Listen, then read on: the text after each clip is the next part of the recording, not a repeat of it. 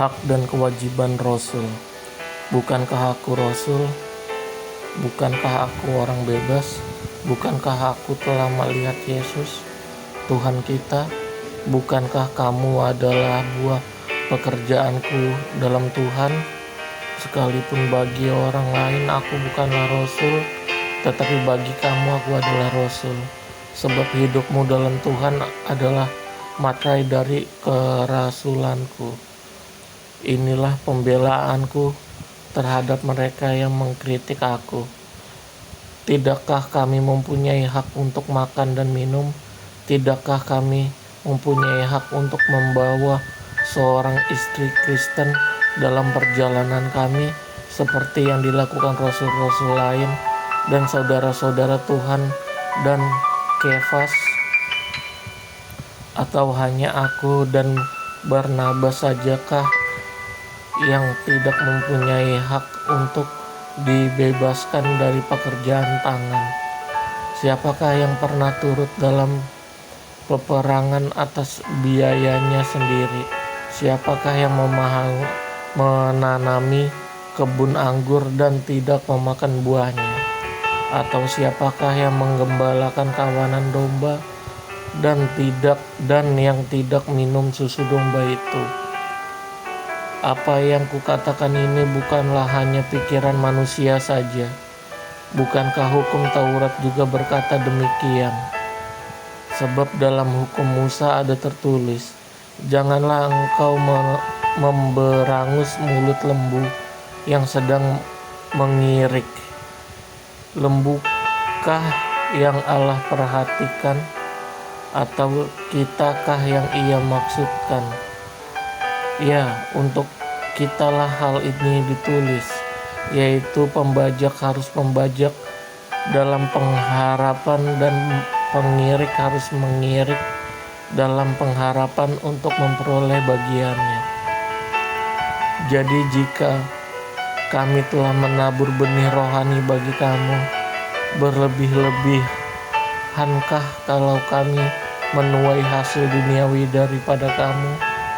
Kalau orang lain mempunyai hak untuk mengharapkan hal itu daripada kamu, bukankah kami mempunyai hak yang lebih besar?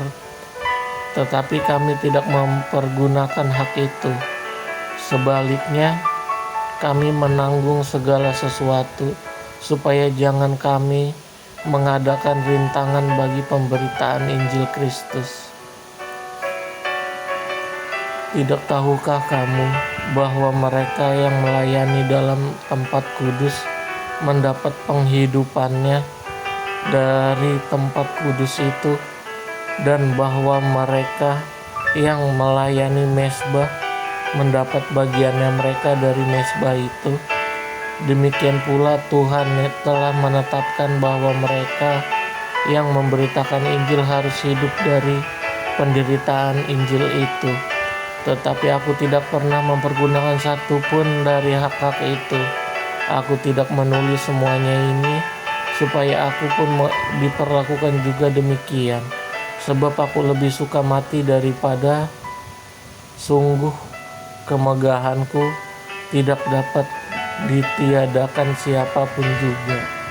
Karena jika aku memberitakan Injil, aku tidak mempunyai alasan untuk memegahkan diri, sebab itu adalah keharusan bagiku. Celakalah aku jika aku tidak memberitakan Injil. Kalau andai kata aku melakukan menurut kehendakku sendiri, memang aku berhak menerima upah. Tetapi karena aku melakukannya bukan menurut kehendakku sendiri, pemberitaan itu adalah tugas penyelenggaraan yang ditangguhkan kepadaku. Kalau demikian, apakah upahku?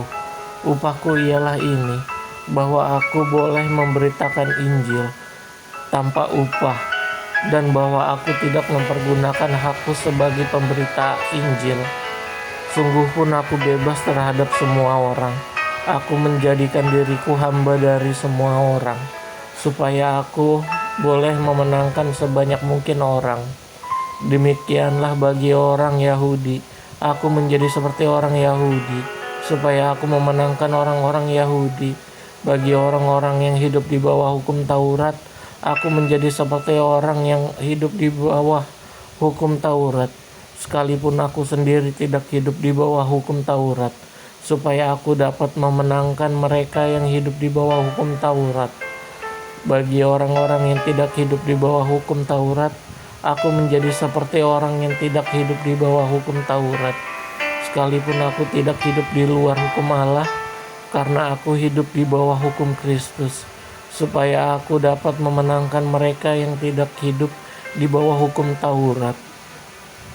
Bagi orang-orang yang lemah, aku menjadi seperti orang yang lemah, supaya aku dapat menyelamatkan mereka yang lemah. Bagi semua orang aku telah menjadi segala-galanya, supaya aku sedapat mungkin memenangkan beberapa orang dari antara mereka. Segala sesuatu ini aku lakukan karena Injil, supaya aku mendapat bagian dalamnya.